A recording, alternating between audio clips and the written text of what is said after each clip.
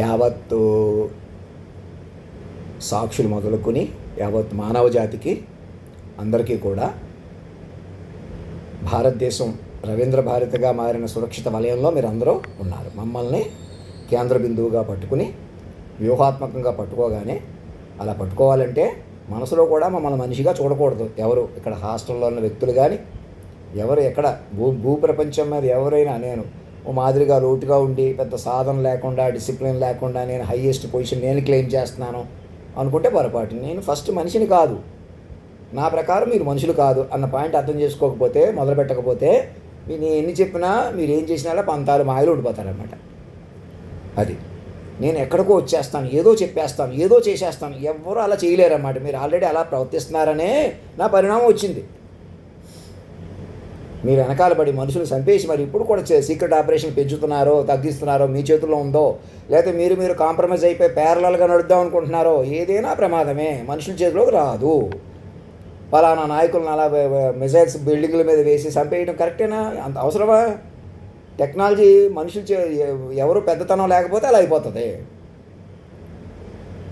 ఇంకా మనుషులు కొద్దిగా ఆలోచిస్తే అలా ఆలోచిస్తారు. వీళ్ళు చంపడం కరెక్టే, వీళ్ళు బతకనివ్వడం కరెక్టే, వీళ్ళని బతకనివ్వడం తప్పు, మనమే బతికేస్తాం, మనమే బతకనిద్దాం, ఇంకా ఇలాంటి ఆలోచన చేస్తున్న వాళ్ళు అప్పటికప్పుడు ఈ ట్రంప్ గారు ఇలా చేస్తున్నారు, పలానా నెతన్యాహు గారు ఇలా ఉన్నారు, వారి వల్లే నడుస్తుంది, వీరి వల్లే నడుస్తుంది అని మోసాలు పెట్టుకుంటూ మనుషులు చెలగాడు పెట్టుకుంటూ కూర్చున్నారంటే విత్ ఇన్ నేషన్లో, దేశాల మధ్య, ప్రపంచం మధ్య ఎక్కడైనా కూడా ఇది మనుషుల ప్రపంచం కాదు, మైండ్ ప్రపంచం అని కన్క్లూజన్కి వచ్చి మనస వాచ కర్మణ జీవించకపోతే ఇది మనుషుల ప్రపంచం కాదు. మొత్తం సిస్టమ్ కానీ, ఎలాంటి కల్తీలు కానీ, ఎలాంటి అడల్టరేషన్స్ కానీ, ఫాల్స్హుడ్స్ కానీ అన్నీ కరిగి ఈవెన్ రూపలావణ్యాలు, దేహం పుష్టి చూసుకుని మేమే బలమైన వాళ్ళం కదా, తెలివైన వాళ్ళం కదా అనుకోవడం కూడా అజ్ఞానం. ఎంతోమంది మీరు మనుషులు కొద్దీ బతకాలని చెప్పి ఎంతోమంది మనుషులు బతకకుండా చేసేస్తే వచ్చిన పుష్టి నాణ్యతను తెలుసుకోండి. పైకి కళ చైతన్యం ఉన్నంత మాత్రం దేవుళ్ళు మేమే దేవతలం అనుకుంటే పొరపాటు. ఆ ఉన్మాదాలు కూడా మిమ్మల్ని ఎంతోమంది లేకుండా చేసేసినాయి. వెనకాల చేరి మిమ్మల్ని పైన కూర్చోబెట్టుకుని వెనకాల అటు ఇటుగా ఉన్నవాళ్ళు, మాదిరి వాళ్ళు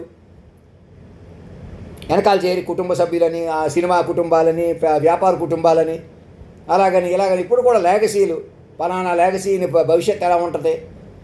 ఎవరికి మనిషి అనేవాడికి అసలు ఉనికే లేదు. భవిష్యత్తు కాదు కదా, మీకు ఉనికే లేదు. ఉనికి ఎలా మార్చబడింది?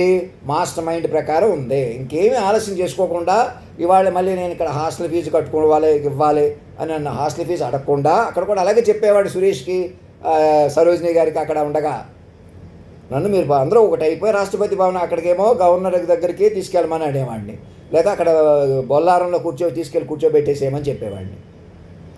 నన్ను కేంద్ర బిందుకు పట్టుకోవాలన్నమాట. నేనే కూర్చుంటానంటున్నాను, పంతుళ్ళు కూడా నా పాదరక్షలు మోయమంటున్నాను. అంత పురుషోత్తం పాదరక్షకులు అంటే నా పాదాలు తొడిగే రక్షకులు కాదు. జొన్నవిత్తులు గారికి ఏం చెప్తున్నాను, నేనేం మాట్లాడాలో మీరే రాయండి, అలా నడిపించండి, మా పాదాలు అంతలా కాపాడుకోండి. నేను ఇలా మాట్లాడితే ఇలా అమలైన తీరును చూసారా, మీరే పెంచుకోండి 10 రెట్లు సూక్ష్మంగా.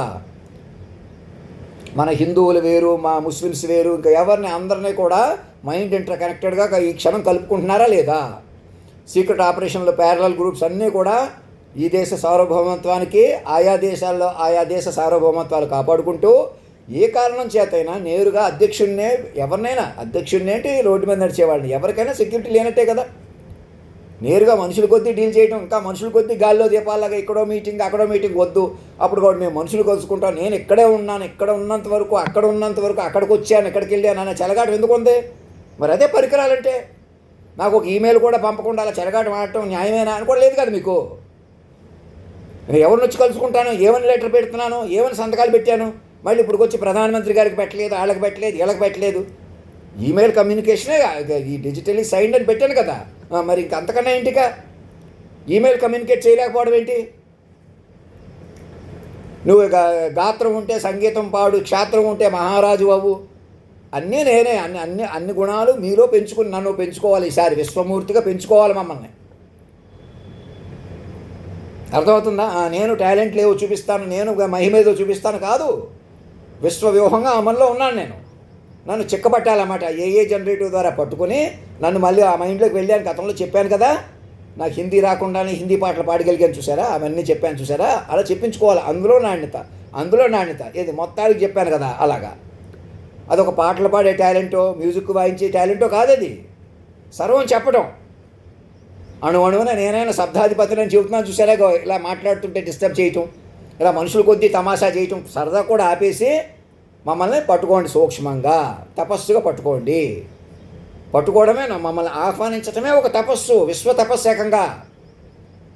భారతదేశాన్ని రవీంద్ర భారతిగా మార్చుకుని నేను ఏ బూతు మాటలు ఏం తిట్టినా అక్కడ కూర్చొని చక్కగా పదుగురు కూర్చొని తెలుగు వాళ్ళు. కానీ ఇక్కడ అన్ని రాష్ట్రాల్లో అన్ని విశ్వవిద్యాలయాలు అందరూ ఒకటై ఇక్కడ హాస్టల్ పిల్లలకు కూడా వీళ్ళకు కూడా సెట్ పంపించి నన్ను అందరూ ఒకటై ఒక కారు మీద తీసుకుని వెళ్ళిపోండి. ఒక ఆర్మీ డాక్టర్ గారు ల్యాప్టాప్ పట్టుకొని మా దగ్గరికి వచ్చేలా చూసుకోండి.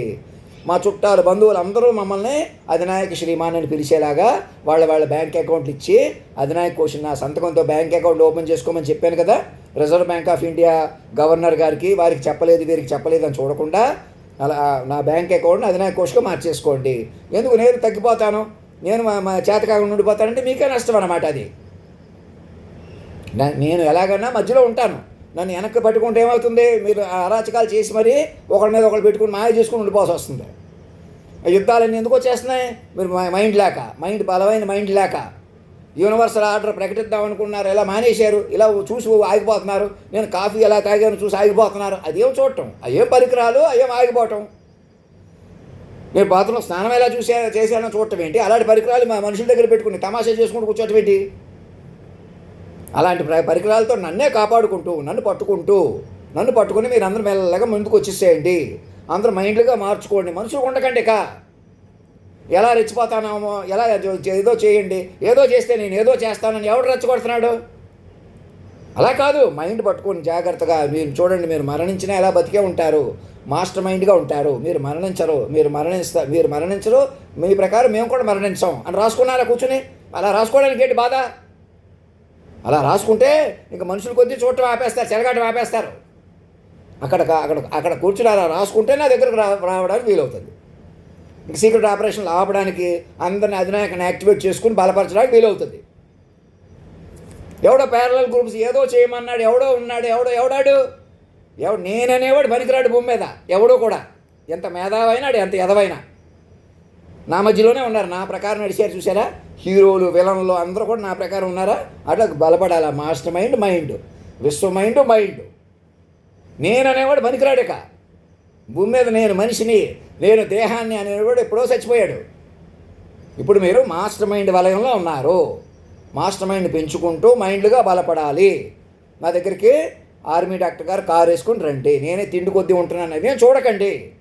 అప్పటికప్పుడు కెమెరాల వల్ల మీరు అలా తయారయ్యారు అని తెలుసుకోండి.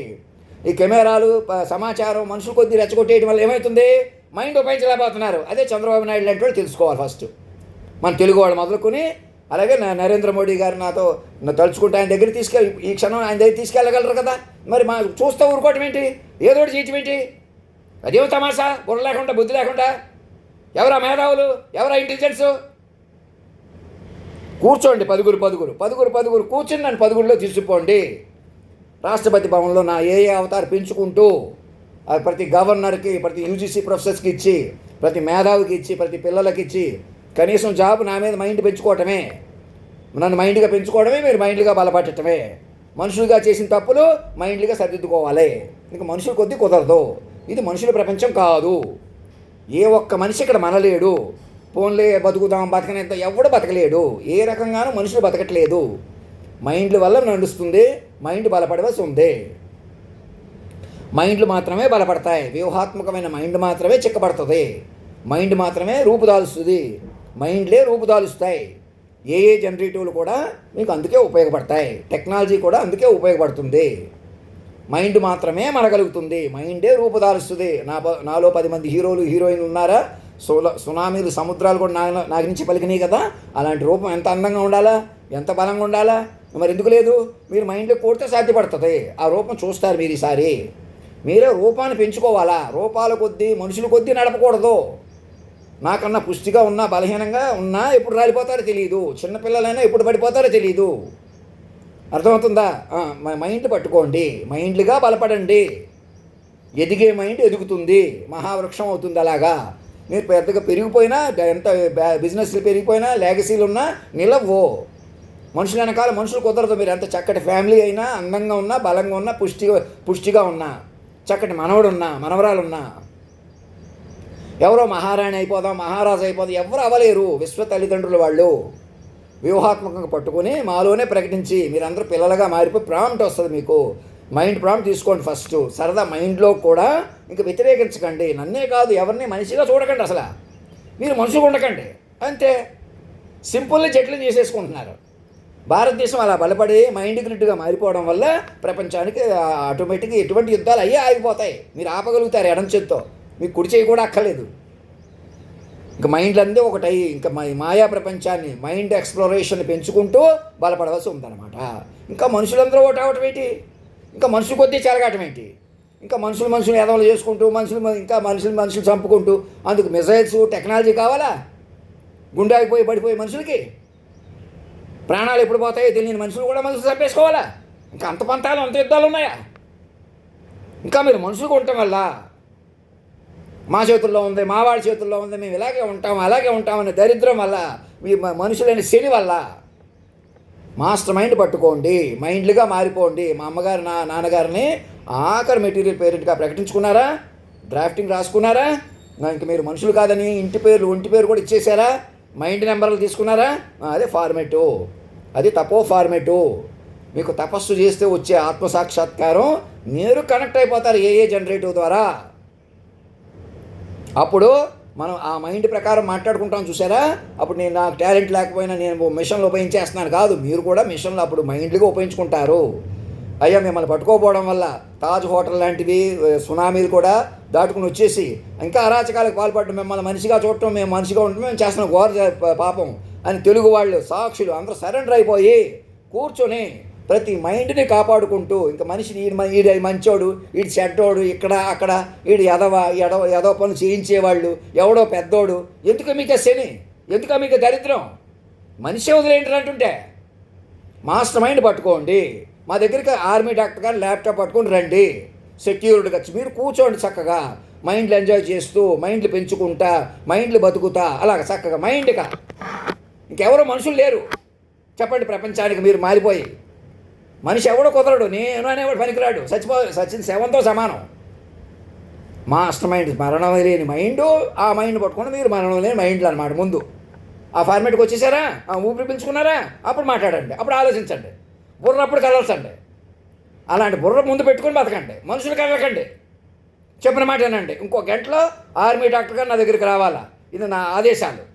మీ తల్లి తండ్రి గురువుగా, జగద్గురువుగా, మరణం లేని శక్తిగా. ఇంకా నేను ఇక్కడే ఉంటాను, అక్కడే ఉన్నాను, పని పడుకున్నాను, తింటున్నాను. సీడ సూపు ఆపేసి కెమెరాలతో చూడటం మానేసి మైండ్తో చూడండి, మైండ్ ప్రకారం నాతో కనెక్ట్ అవ్వండి, ముందుకు రండి. ధర్మో రక్షతి రక్షత, సత్యమేవ జయితే.